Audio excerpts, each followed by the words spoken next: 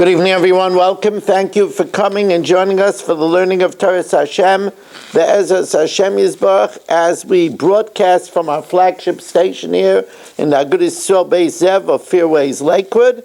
As always, we begin with appreciation to TorahAnytime.com for giving us a platform in 187 countries to teach Torah. Tonight we have a very special sponsor.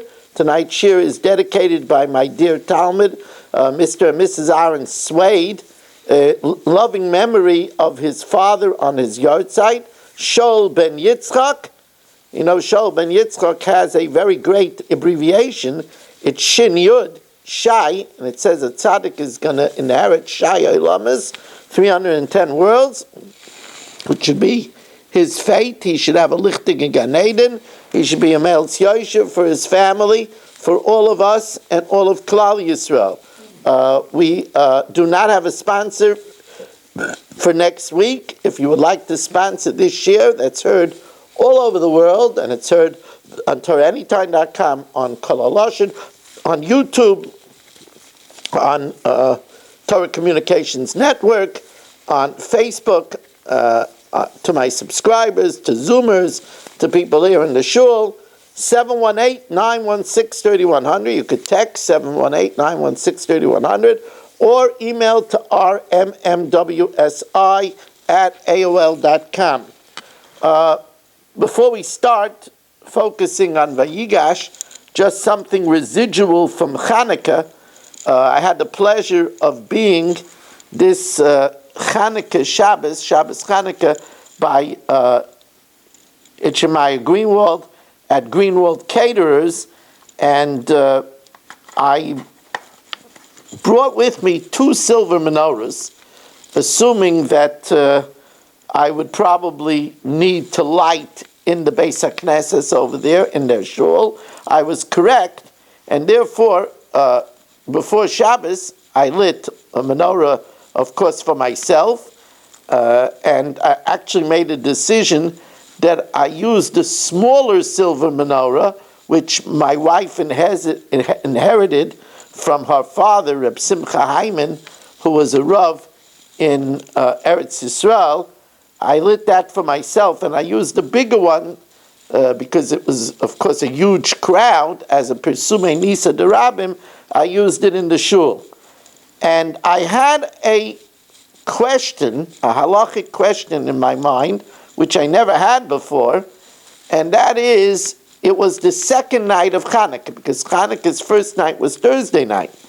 I had a question when I lit in the shul if I should make a shechianu, because it was the first night for that place. It's a hotel, and Thursday night there was no Jews in the hotel, so it was the first night for that place. So should I light, and I lit in the shul, should I make a shechianu? Now, if, let's say, somebody on the first night was in an airplane, and nobody lit for him at home, then on the second night, he would make a shechianu for himself, because that's the first time he lit. And therefore, I had a question if I should make a shechianu. At the end, I didn't make it, because I wasn't sure, and we have a rule, when you're not sure by brachas, we have a rule of suffik brachas lahakel, that we go lenient since brachas are drabanan, a suffik drabanan lekula. Also, it's also, as the Mishnah Berurah explains, it's also a suffik daraisa lechumra, because in Issa daraisa to say Hashem's name in vain, like Sisa Shem Hashem Alikecha Lashav. So therefore, I didn't say the shechianu, and at a Hanukkah party with my new children, my Rebbetzin Shashi's children, I mentioned this to my new son, Simcha, who's a big Talmid Chacham, and he said he's going to look into it. And he got back to me with some very interesting information that the Shari Tshuva in Siman Tov Reish Ayin Aleph brings down the Shita of the Zera Emes. Very interesting halacha, that if the rabbi lit in the shul on the first night and made a bracha of a shechianu in shul, as we do in the first night, and then he lights at home, he shouldn't make another shechianu unless he's lighting also for his wife and his children. If he's lighting for his wife and his children, so he makes a shechianu for them. But if he's alone, then he shouldn't make a shechianu again. And the Mishnah Brura over there in Sifkat and Memhei brings down this shita. As he says, the Imhidlik. However, the Zera Beirech says the other way around you would make a shechianu. That if you lit already in your house, and let's say Mariv is 8 o'clock in the night, and you light in Shul by Mariv, so even though you made a shechianu in the house, you make a shechianu again in Shul. Now, but my new son Simcha told me that Rab Nisan Karelit says that even the other way around, that if you lit in your house and made a shechianu, you shouldn't make in the shul again a shechianu. And of course, according to this, then I wouldn't make a shechianu in Greenwald Caterers, because I already made a shechianu in my house the night before and in my shul the night before. However, the Aruch HaShulchan over there in Sif Chav Vav says that the reason why we make a shechianu in shul is because, first of all, there are bachelors and guests that don't have a home, and therefore they're yotzi with the bracha that you make, and therefore you got to make a shechianu regardless. Then,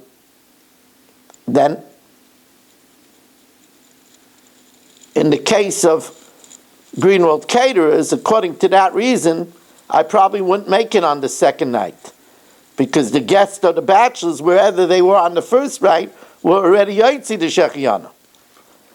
However, he then also says that in the shul we make a shechianu even if we made it in the house, because there's more persumei nisa in the shul.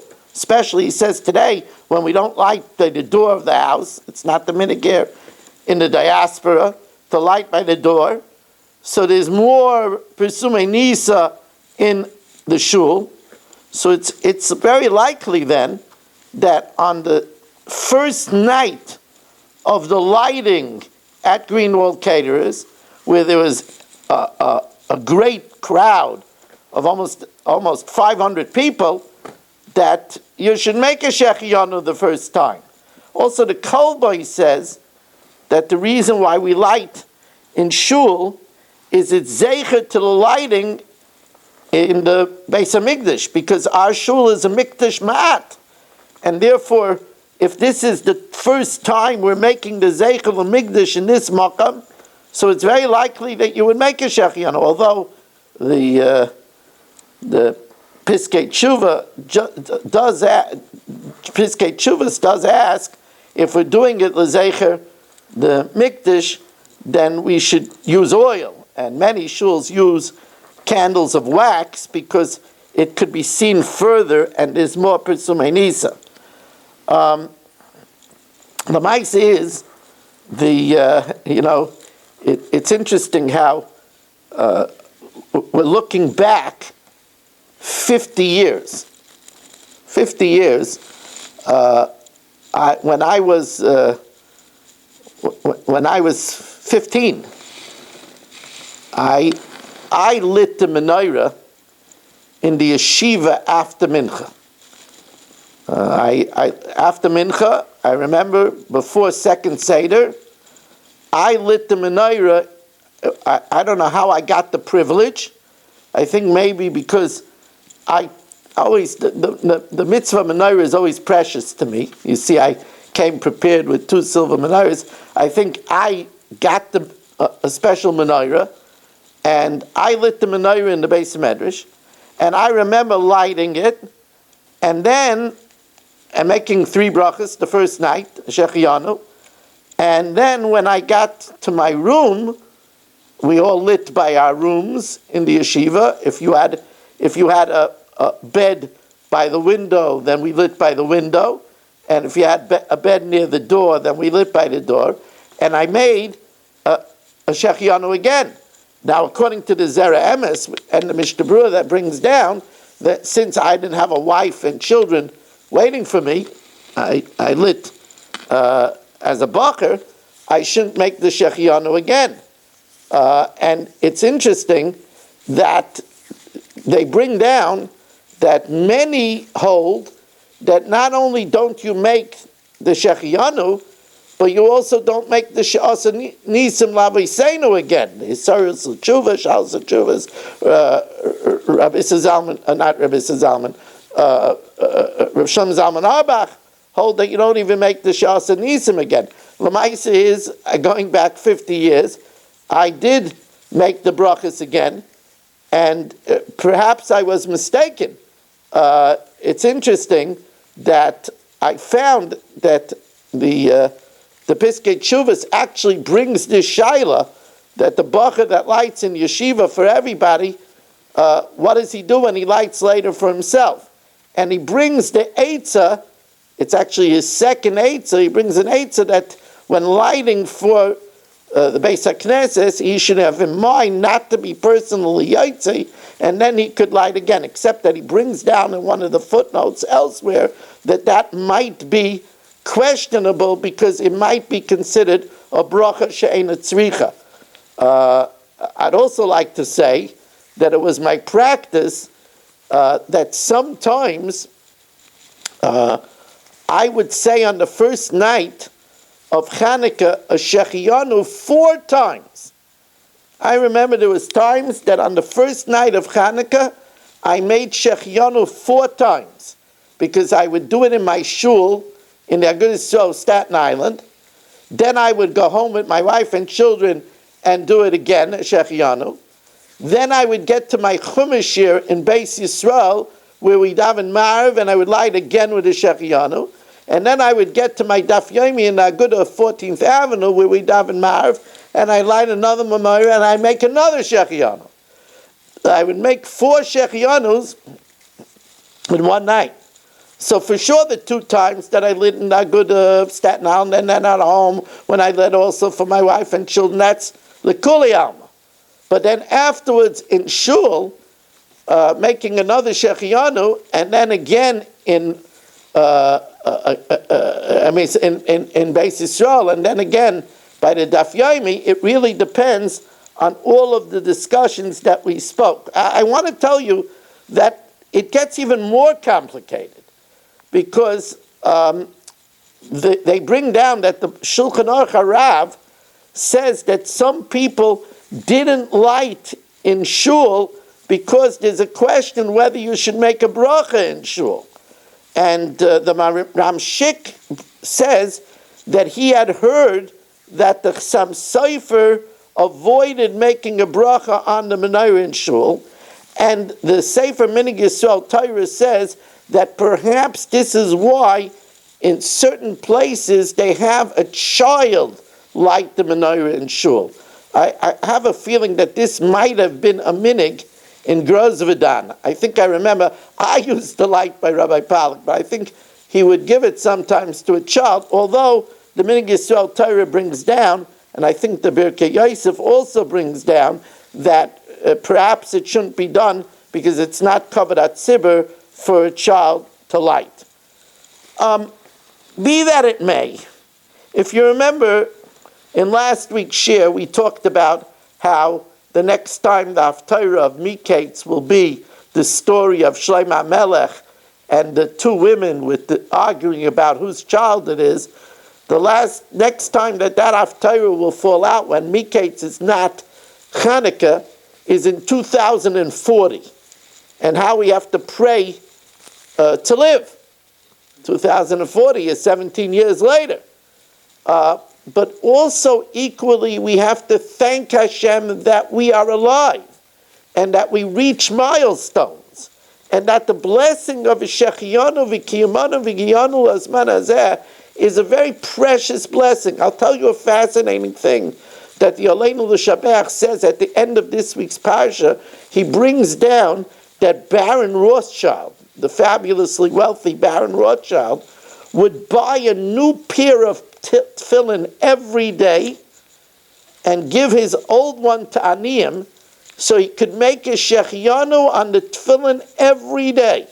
He would buy a new pair of tefillin every day and give away to make a shechianu to thank Hashem for life and that we reach another milestone and that we're established, right, with our senses and with our health it's a very tremendous bracha.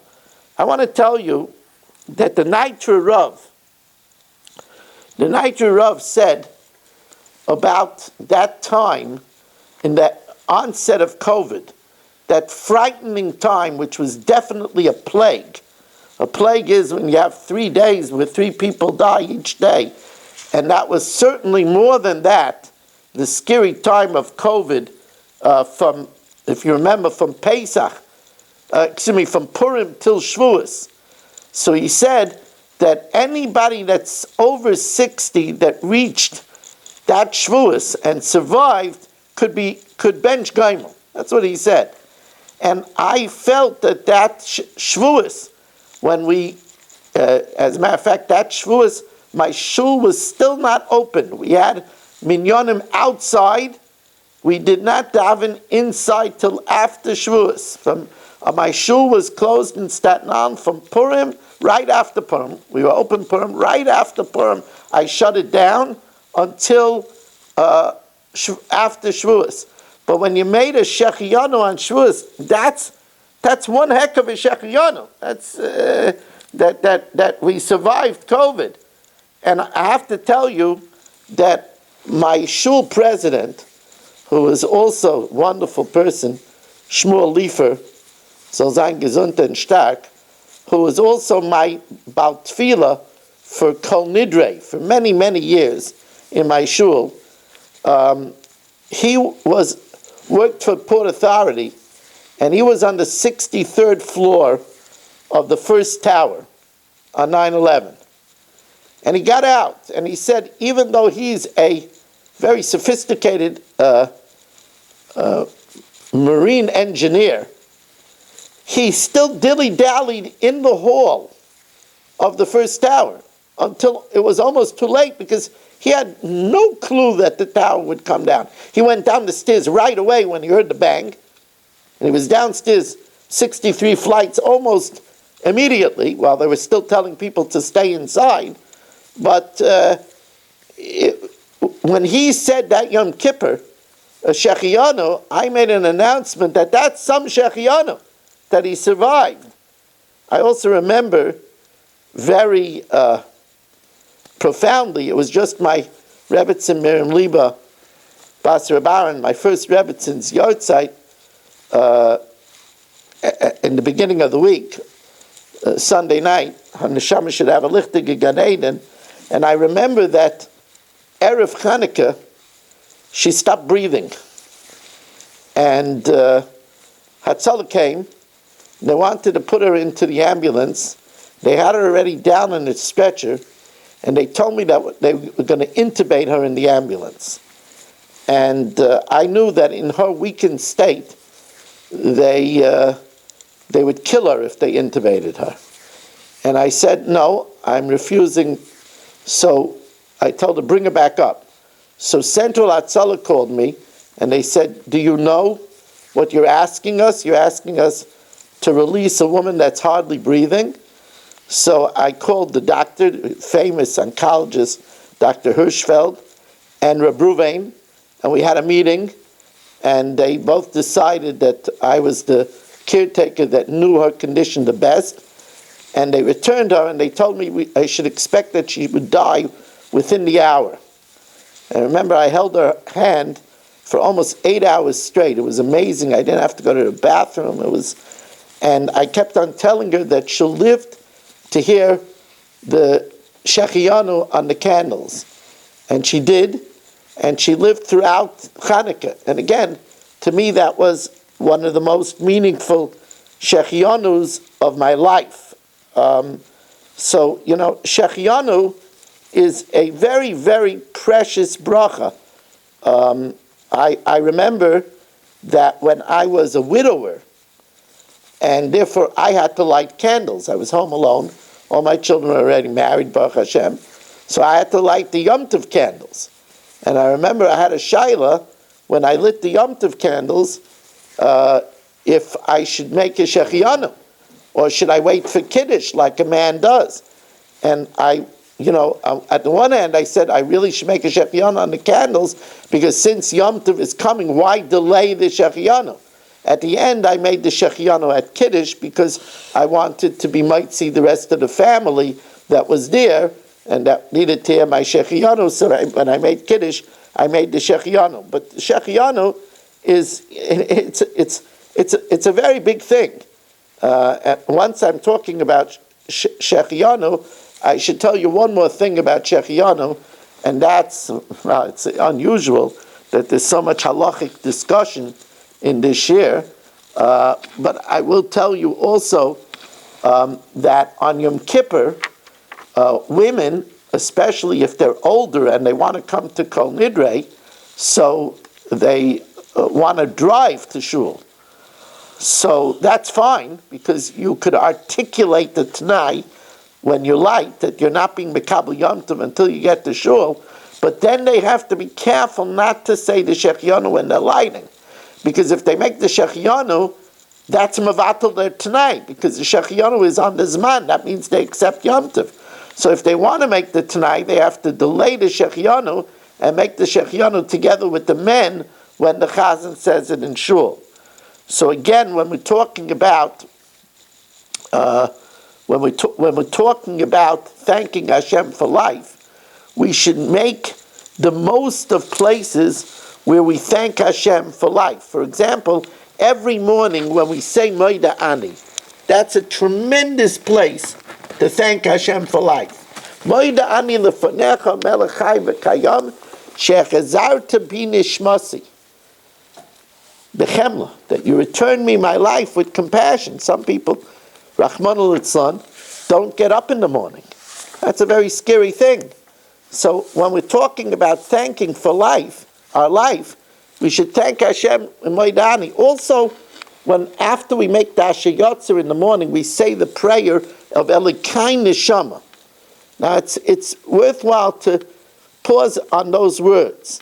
Elikai Neshama Shinasatabi, the soul that you gave me, Tairi, Ata Varasa, you created, Ata Yitzarta, you formed it, Ata Nefachtabi, you blew it into me. The Ata Mishamra Bekirbi, and you protect it when it's in me. So we're thanking Hashem for maintaining our neshama. And then we say, Kol zman shaneshama bekirbi, while the neshama is in me, moida aniya lefanecha Hashem elikai v'elikai v'sai. I thank you, Hashem. That's a very big thing, that we thank Hashem for maintaining our life. Without our neshama, we're dead. Another place that we thank Hashem fervently for life is in Moedim D'Rabbanan. Over there we say that we thank Hashem al shechi yisonu v'kiyamtanu, that you give us life and establish us. And remember, the Rebbeinu Shalom says, I see that you appreciate it. It's a pleasure to do business with you. Now, it's funny how this, when I prepare a shiur, it's a schus of the rabbim.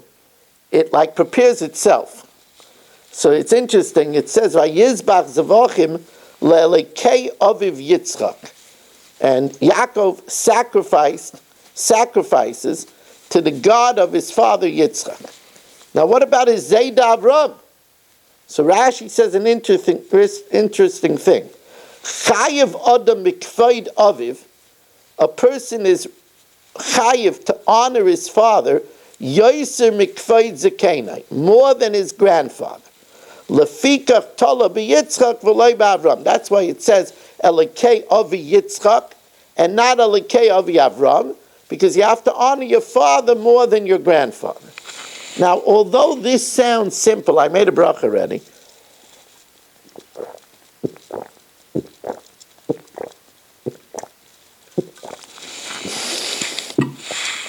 Although this sounds simple, it really isn't simple. Because there's a Gemara in Kedushin, it's a Gemara that many people are aware of. The Gemara says that it's Kedushin Lamed Aleph Amud Aleph. The Gemara says, we didn't learn it so long ago in the Daf Yomi, right? Before we started Bava Kama, we learned Kedushin, right? So it's a recent memory. The Gemara says over there, if your father asks you to give him a drink, and at the same time your mother asks you to give her a drink. So the Gemara says, Hanach kvoid imecha, put aside the honor of your mother, and bring your father the drink first. Sha'ata v'imecha chayovin b'kvoid avicha. For you and your mother are chayiv in the honor of your father. So therefore, give it to your father first. So if so, we should say the same thing. If your grandfather and your father asks you for a drink at the same time, you should give it to your grandfather. Because you and your father are chayiv in the honor of your grandfather. You're chayiv in the honor of grandfather, b'nei banim arein kabanim. And your father, of course, is chayiv in the honor of his father. And yet the halacha is not that way. As we said, you're chayiv more, Rashi says over here, you're chayiv more to honor your father than your grandfather. That's why it says, Elikei Aviv Yitzchak. So, Reb Chaim Kanievsky asks the kasha, and Reb Chaim Kanievsky is very interesting. Reb Chaim Kanievsky, with his amazing Bekiyah, says that indeed in the Shal's Chuvas Rabbi Akiva Eger, he quotes the Livya's Chain that says you have to honor your grandfather more than your father. But we don't paskin that way. And Reb Chaim explains what's the difference. He says, by your mother and your father, there's an equal chiyuv to honor each one. And therefore, if, like the Gemara says, if they're divorced, so then you give to them either at the same time, you put it in front of both of them at the same time. So you see that there's a separate chiyuv for the mother and the father, independent. However, by a grandfather and a father, the only reason why you honor your grandfather is because by honoring your grandfather, it's an honor to your father, that you're honoring his father. And therefore, the one that you have the intrinsic chiyuv to honor is the father. And therefore, it's different. It's not like that the grandfather, the chiyuv to honor is independent of the father. It's not so. And therefore, that svara, that you and your father are chayiv to honor your grandfather, doesn't apply, because the whole reason you honor the grandfather is only because honoring the grandfather is attributed an honor to the father. And therefore it would be the same thing if, let's say, my stepson, Simcha, let's say his mother asks him for a drink, and I ask him for a drink. So at the one hand you would say, well, he should give me first, because he and his mother are chayiv to honor me. But he gives it to his mother first, because the whole chiyuv that he has to honor me, right? It says the esi mecha l'rabbis bali mecha, is only because by honoring me, it's an honor to his mother that he's honoring her husband, and therefore, since the honor to me is only because of her, therefore he would give to her the drink first, and not to me. Now. Let's get to the parsha. This was a real detour over here. The Ata, it says in the parsha, V'ata, Yosef told the brothers, Al te'otzvu, don't be sad.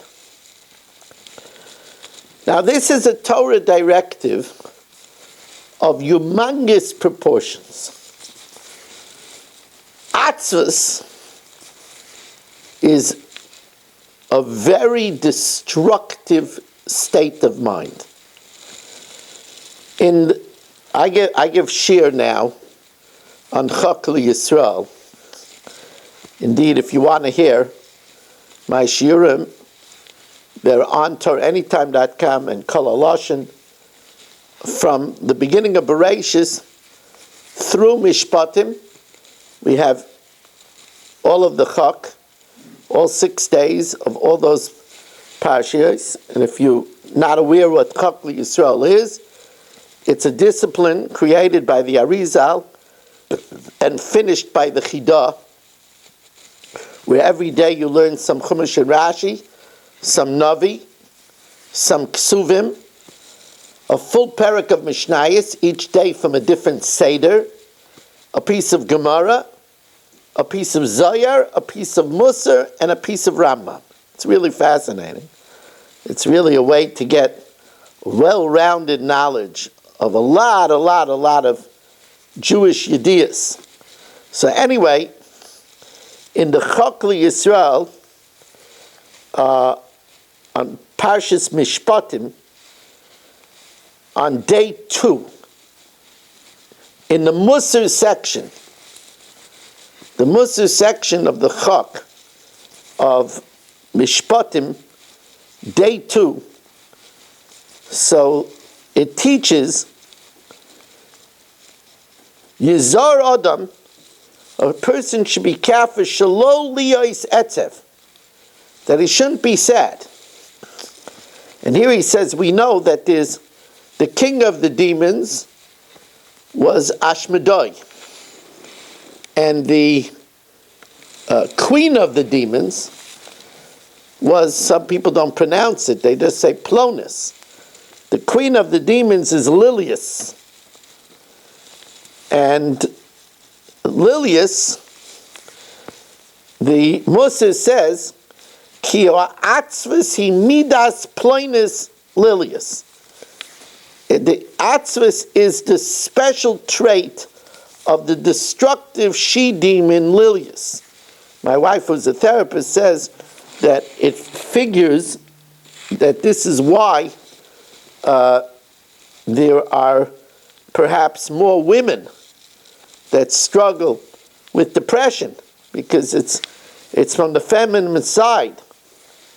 And he says, V'im yipol b'zeh, if a person falls into sadness, noisin lo yad, it gives her a power, la'asos boi tavosa, to get a hold of him. And he goes on to say that shemidazu, this trait, is ra ma'od, is very, very bad. Ki geremes bittul Torah utfila, it causes the negation of learning Torah and not doing mitzvahs. Ki geremes bittul Torah utfila, it affects a person's prayer and devotions. And it causes irbuv hamoyach, the scrambling of the mind, vigoram atzlus, and it causes a person to become lazy, sleep late, and umizen nimshach machloikis babayis, and this causes discord in the home. And he says, besides this, vigoram histalkus hashchina, it causes that the shchina should be removed from a person. Now we know that the Shechina is a big protection for a person. Right? It says, Ish v'isha shalom b'neihem, Shechina shruya b'neihem, afilu echad yoshev oisik b'Torah, Shechina keneg. The Shechina is a big protection, and it's a very wholesome, creates a wholesomeness. But if a person is depressed, the Shechina leaves. Shechina nikras simcha. Because the Shechina is called simcha. It chases away, atzvus chases away the Shechina. The Chassam Sofer says that the first mitzvah that devolves upon a bar mitzvah bachar is to be besimcha. And that's a famous word that they say, that why the Rabbeinu HaKadosh start Shas with the mitzvah of Kriya Shema in the evening. So the world says, because the first mitzvah to devolve upon a bar mitzvah boy, when he comes bar mitzvah, is Kriya Shema of the night of his bar mitzvah. And the Chassam Sofer says, it's not true. The first mitzvah is to be happy. Actually, the Bahag says it's a mitzvah d'oraisa to be happy.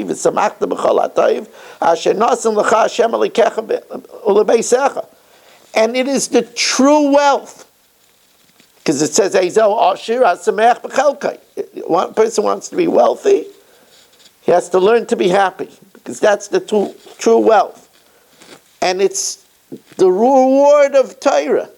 Pikudei Hashem Yesharim Mesamchei Leiv. The commandments of Hashem are upright, they gladden the heart. And if a person is happy, they serve Hashem better. That's why it says, Ivdu es Hashem b'simcha. When a recruiter looks to hire somebody, he looks to hire somebody who is happy with what they do, because a happy worker accomplishes more. He does it with enthusiasm. He does it with happiness. It's a big responsibility for a mate to be happy. Because if you're not happy, you bring your home down. Spouse that walks around with a glum face, in a down mood, brings down her home. And this is especially important for women, because women are charged with creating the aura of the home. Chachmos noshim bon saboisa. The wisdom of a home builds a home, creates the aura of a home. And this is something very important to look for in Shidduchin, that a prospective suitor should have Simchas HaChaim. Now, the Ibn Ezra, it's interesting. The Ibn Ezra relates that people would come to him and talk about their challenges, their hardships, lo yaleinu, their suffering. And why would Hashem do this to them? And it stops them from being happy. So the Ibn Ezra would tell them a very interesting thing. He says, you're asking questions, why?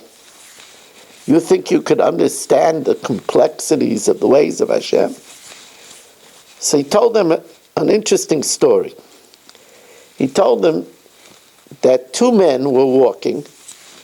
One had 3 chalarol, 3 bilkelach.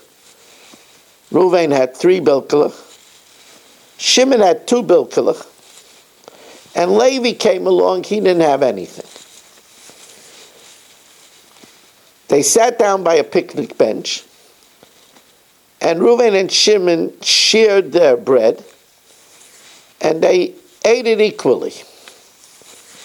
So Levi, in gratitude, took out 5 gold coins, and he put it in front of them, and he said, split it as you feel is fitting. And he left. So Reuven said, look, I had 3 bilkelach, you had 2 bilkelach, I'll take 3 coins and you take 2 coins. Shimon said, no, we all ate it equally. I gave to him and you gave to him. I want to split it equally, 2.5, 2.5. So they went, the Ibn Ezra says they went to a wise Rav, and the Rav said, Reuven should take 4 coins, and Shimon gets only 1 coin. And everybody started laughing. Even Reuven didn't want 4 coins. He only wanted 3. So the Ibn Ezra said, there's nothing to laugh about. It's a real simple calculation. You just have to know. You have to know a reason. You see, they divided the food into 3. So how many thirds is there in 5 bilkelach? There's 15 thirds in 5 bilkelach, right? Because each one is 3 thirds. Right? So in 5 bilkelach, there's 15 thirds. And each one of them ate 5/3. Reuven had 5/3, Shimon had 5/3, and Levi had 5/3. Now, how many thirds did Reuven have? Since he had 3 bilklach, that's 9/3. Shimon had 2 bilklach, so that's 6/3. So, since he ate of his 6/3, 5/3, he only gave to Levi 1/3. Reuven had 9/3, he ate 5, so he gave 4/3. So therefore, Reuven takes 4, and Shimon takes 1. The Ibn Ezra says, you see, when you understand it, how simple it is? That's the way it is with life. We don't understand it. Mishpatecha toim rabba. Don't try to think to understand Hashem's ways. And you know, it was reminiscent to me what the Ibn Ezra said, the story in the Medrash about Rabbi Yeshua. Rabbi Yeshua was the great debater of the heretics. And the king once told Rabbi Yeshua, I want you to show me the Jewish God. There's a problem, because you can't say to the king no. You say to the king no, you become disconnected with your head in the olden days. So the king said, okay, come back at noon and I'll show you God. It was a bright sunny day. The king came out and he told the king, look up. So the king, without thinking, looked up and he went, what are you, crazy? You look straight into the sun, you want to blind me? So he said, you silly king. I mean, he didn't say silly, he said respectfully. Oh, sir king, if you can't look at the sun, which is a mere creation of God, how do you expect to look at God?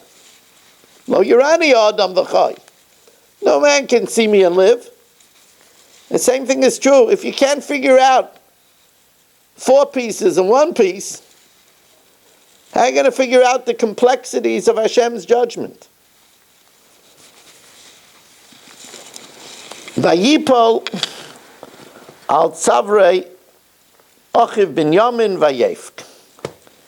And Yosef fell upon his brother's neck and cried. Now we would say that they cried at this emotional reunion after 22 years. He missed all 10 of Binyamin's chasanas and Binyamin's chasana.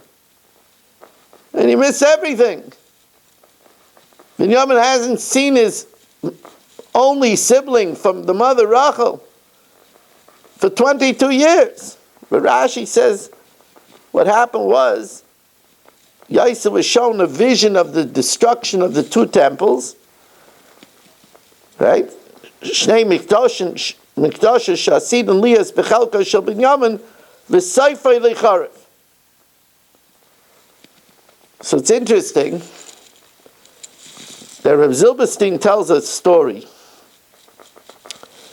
that an old grandmother passed away. She was a wealthy woman.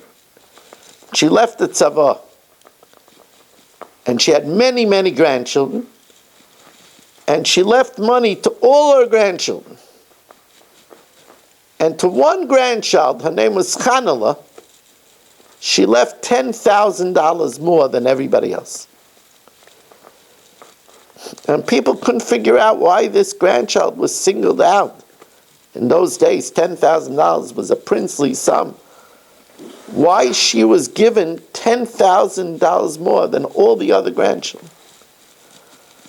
Until they found a letter that the grandmother wrote explaining it, that when she would tell the grandchildren stories of that she went through the Shaya, they all listened attentively and showed caring, but this granddaughter, Chanala, would cry.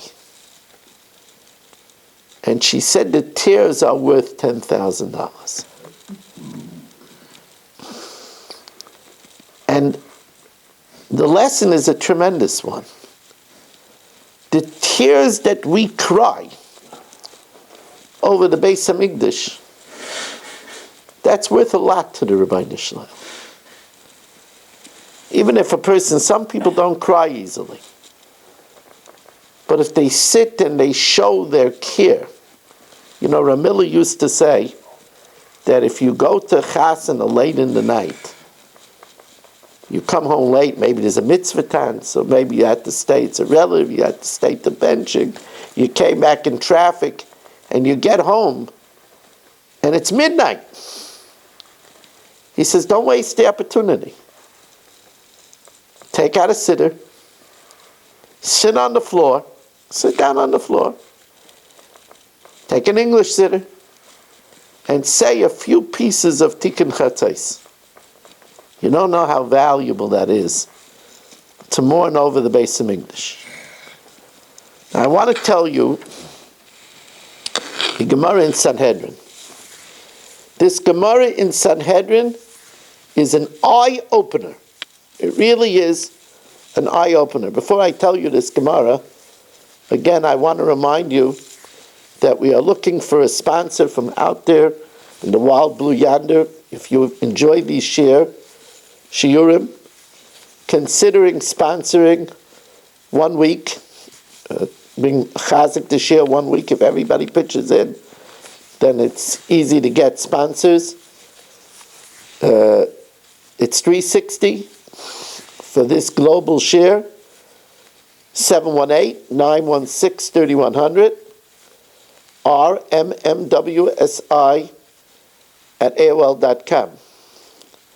Listen to this Gemara in Sanhedrin. It's on Kuf Daled Amud Beis. The Gemara reports that there was a widow that shared a wall of her home with the great Ram Gamliel. They shared a wall together. And this widow was Tokfu Aleha Avelus. Rachmana litzlan lo aleinu. She lost her husband, and shortly thereafter she buried her son. And she would sit, and she would cry, and she would wail.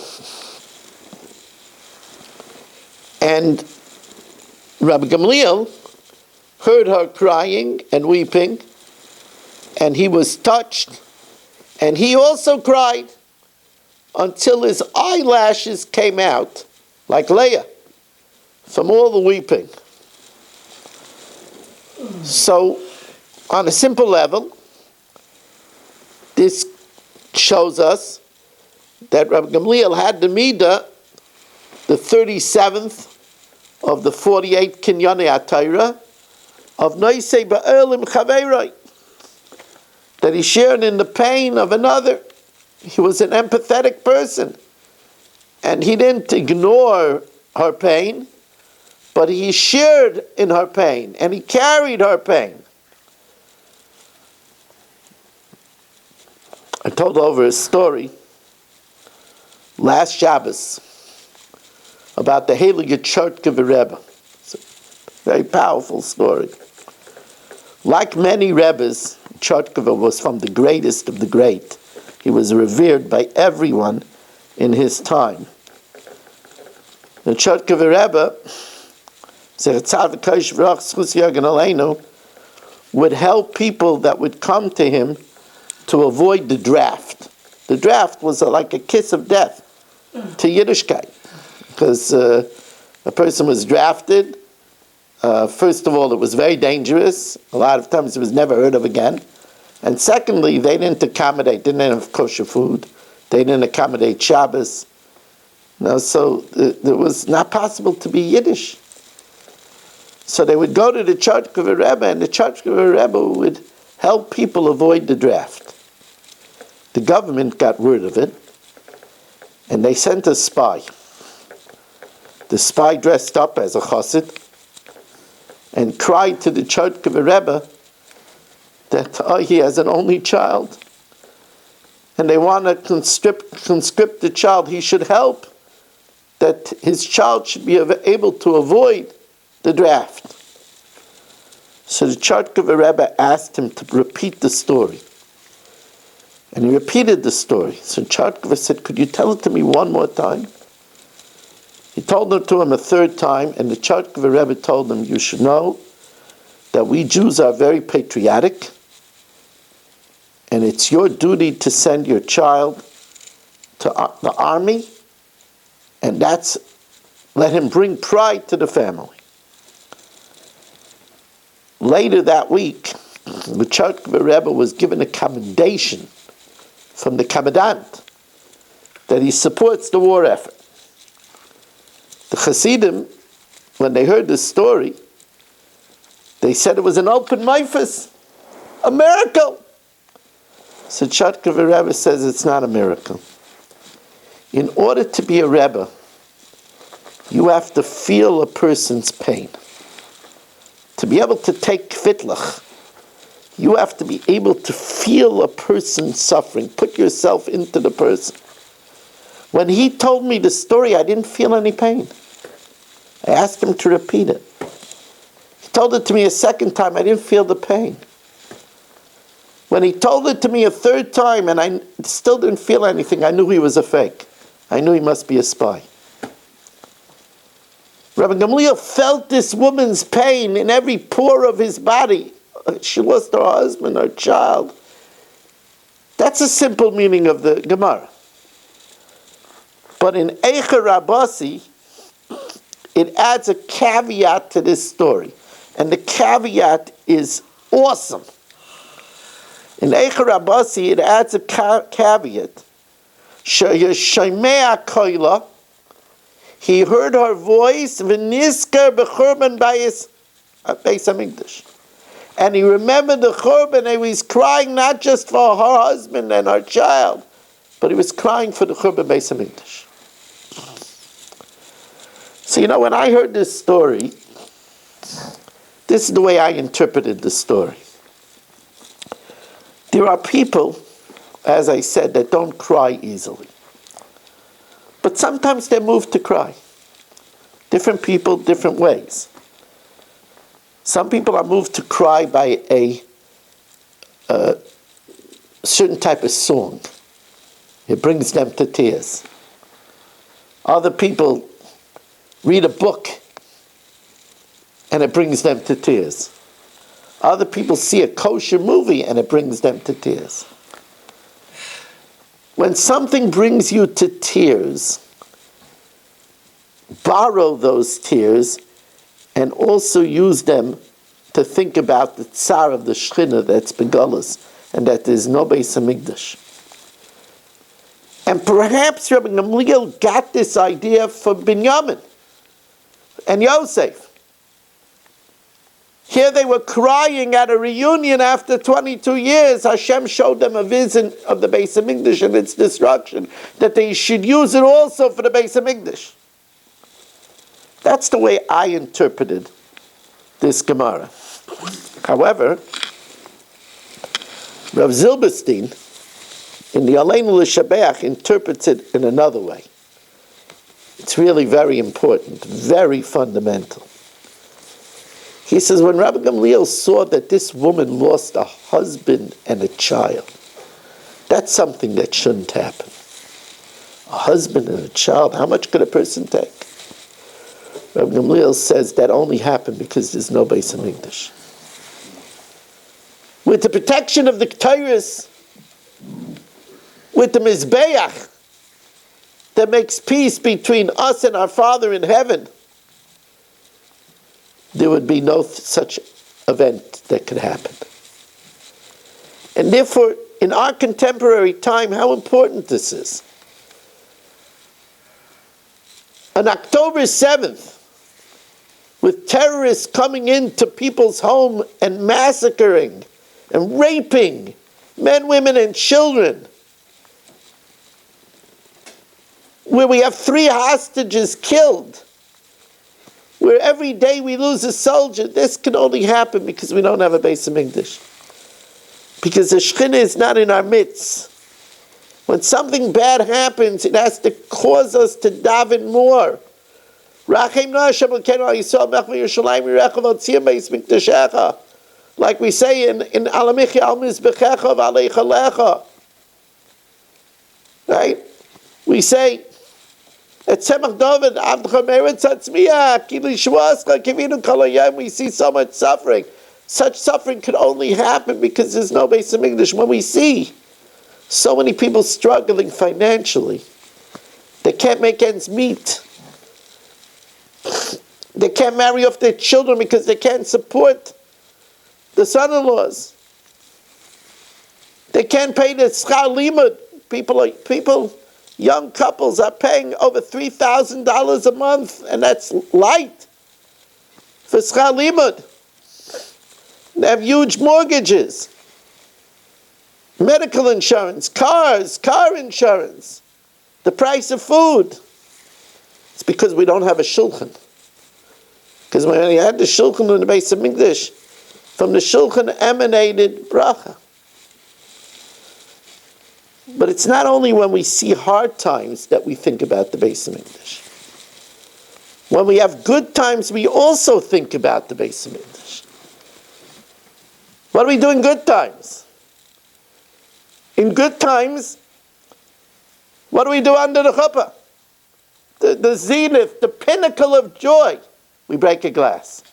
Zeichel l'churban. Why? Because in our good times, we don't want it to overshadow the fact that the Shechina is begalusa. That's why we say, Talis Yerushalayim al Roisim Chasing. And that's also in this pasuk, Vayipol al Tzavrei Achiv Binyamin Vayevk. At the zenith of their joy, when they're finally reunited after 22 years, they don't want it to distract from the fact of the Shechina. Hashem shows them the vision of the destruction to teach us that in good times we also have to think about the Shechina B'Galusa.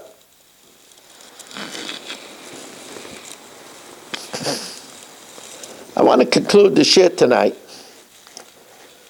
It says, Lagur ba'aretz banu. They came to dwell in Mitzrayim. When the Admir Mistrupkev, Zeich Tzadik L'Vrachas Chus Young Leinu, was looking for a house in Eretz Yisrael, of course, when you look for a house, it's of the utmost importance that there should be good neighbors. That will be a good sviva for your family, for your children. That's of paramount importance, right? Because a person is mushpa from their environment. Oila Rasha, Oila Shchenai. Woe to Rasha, woe to his neighbors. So it's of paramount importance where you're going to live, who lives near you. People that they look which development to move into, they want to make sure that they have a good Rav that could help them if they need it, that they could ask questions to. If they have any marital discord they could go to. It's important. The Admir Mistrupkev found 2 apartments. And he observed both of them, and he chose definitively one. And of course, the Hasidim that want to understand what's in the mind of their Rebbe, they were both the same in the same community. Why did he choose one over the other? So he said, because the one that he chose had exactly 26 steps. So that every time he walked up the steps, he'll remember the Yud Kei Vav Kei. 26 is the gematria of Yud Kei Vav Kei. It'll help him think of Hashem. That's, of course, the idea. B'chol drachecha da'eyu. In all your ways, acknowledge him. V'yu yasher orcheisecha. He will make your way straight. Now, for us, most people walk up the steps. They don't think about how many steps there are. But they said that great people are perceptive of things. They say Rav Moshe knew exactly how many steps. Rav Moshe knew how many steps there was from his house to MTJ. He was machshav the schar, but he knew how many steps. It's interesting that Reb Chaim brings down that somebody had a question if he should live in the downstairs or in the upstairs. On the one hand, if he lived upstairs, the roof belonged to him, and he would get the mitzvah of makkah to make a parapet. But if he was downstairs, then the menorah would be below 20 amas, below 40 feet. So at first he said, well, the menorah is first because you make a bracha on it every year, and you do the mitzvah actively every year.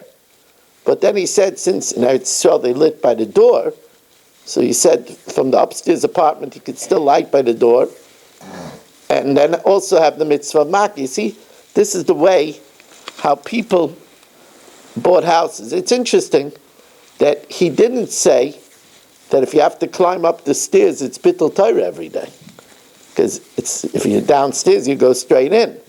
And don't think that that's not a cheshbon. You know, there are great people that said that they would only wear slip-ons, because to bend down and tie their shoes and untie them every day takes away time from Torah. Even though when you tie your shoes, you get the inyan of tying the right first, and then the left, to give honor to the right, and then untying the left first, and then the right, so that, excuse me, the other way around. I don't tie my laces, but we tie the left first, and then the right, in order to give honor to the tefillin, which we tie on the left of which we tie on our left. But the